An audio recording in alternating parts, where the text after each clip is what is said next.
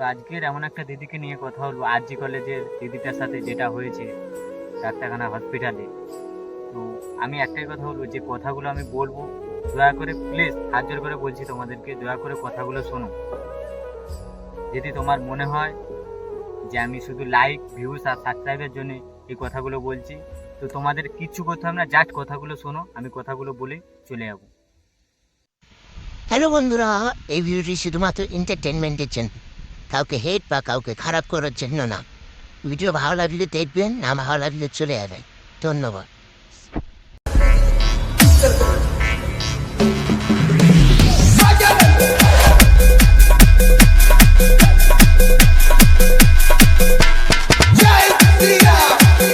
তো hello guys, welcome to my channel Sundarban ছেলে king is back. তো আজকে যাকে নিয়ে কথা বলবো, আরজি কলেজে যেটা হয়েছে সেটা তোমরা অবশ্যই সবাই জানো। बात तो सही है। মেয়েটি তো আর ফিরে আসবে না। ওর নামে যদি আপনারা কিছু করতে চান করতে পারেন, যা টাকা লাগবে আমি দেব। এটা পশ্চিমবঙ্গ পথ, এখানে তোমরা সবকিছু পাবে, কিছু বিচার বা অধিকার কোনোটাই পাবে না। সঠিক বলেছেন।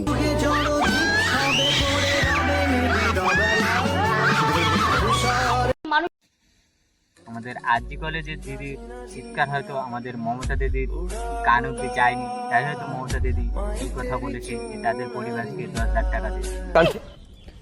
হ্যাঁ, আমরা 10 লক্ষ টাকা তো দিতেই পারি পরিবারকে।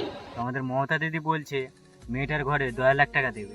তো আমি মমতা দিদিকে একটাই কথা বলতে চাই, যদি তোমার কোনো মেয়ে বা কোনো পরিবারের যদি কেউ রেপ করে তাকে 10,00,000 টাকা কেন 20,00,000 টাকা দিত, তাহলে তুমি কি এই কথাটা বলতে পারতে? এটা আমি না, এটা সাধারণ জনগণ জানতে চায় তোমার কাছ থেকে। ठीक বলেছো। সাথে আনন্দ করবে, একটু মহালয়ার গান শুনবে, জীবনটাকে উপভোগ করবে, তা না সকাল থেকে একটা ঘটনা ঘটলেই সেটাকে নিয়ে দেখাচ্ছে বারবার। মমতা দিদি বলছেন যে আনন্দ করতে উপভোগ করতে। হ্যাঁ দিদি, সত্যি সামনে দুর্গাপুজো, আমরা আনন্দ করবো, উপভোগ করবো, কিন্তু এই আনন্দের মাঝে আমি একটা কথাই বলতে চাই, যে পরিবারটার সাথে যে দিদিটার সাথে এটা হয়েছে, আমরা ভগবানকে তো প্রতি বছরই পাবো, আমাদের মধ্যে ভগবান আছে। সঠিক বলেছেন। সেটা যে 10 কোটি লোকের মধ্যে একটা ছোট্ট ঘটনা, এটা কোনো ন্যূনতম ঘটনাও হতে পারে।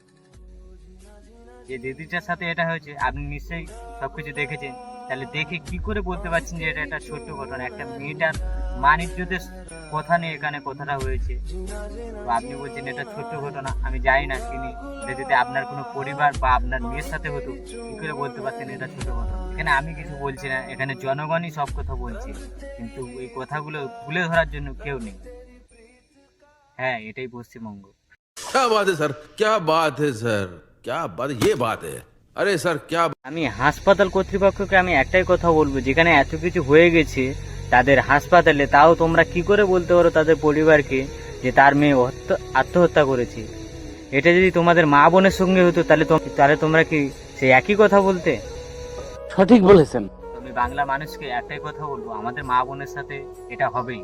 আর এখানে কোনো মন্ত্রী বা প্রধানমন্ত্রী বা পুলিশ কখনোই এরা আসবে না, কারণ ওদের যতক্ষণ না ওদের বোনেদের, ওদের মা বোনেদের সঙ্গে কিছু হচ্ছে, এরা কখনোই এটা বুঝবে না। তাই আমি বাংলার মানুষকে একটাই কথা বলবো, তোমরা একজন নয়, 10 জন নয়, 10 লাখ মানুষ মিলে যারা এটা করেছে তাদেরকে একসঙ্গে শাস্তি দেওয়া হোক। কারণ সবাই এটা জানে, একজন করলে হত্যা আর 10 জন করলে হাদসা। তাহলে কথাটা বুঝে তোমরা যদি সত্যি কিছু করতে চাও, তাহলে এখনই মাঠে লেবে পড়ো। ঠিক বলেছো। তো আমি বাংলার মানুষকে একটাই কথা বলবো, আজ নলে কাল তোমাদের ভাই বোনের সাথে, আমাদের মা বোনের সাথে, তোমাদের মা বোনের সাথে এটাই হবে। আর তখনও মমতা দিদি একটাই কথা বলবে, তো আগে থাকতে সচেতন হও। মমতা দিদি, আমি একটাই কথা বলবো, আমি ধরে নিচ্ছি তোমার মেয়ের সাথে এটা হয়েছে, আর জনগণ সেখানে 10 লাখ টাকা নয় 20 লাখ টাকা দিয়েছে। তুমি কি মানতে পারতে এই কথাটা?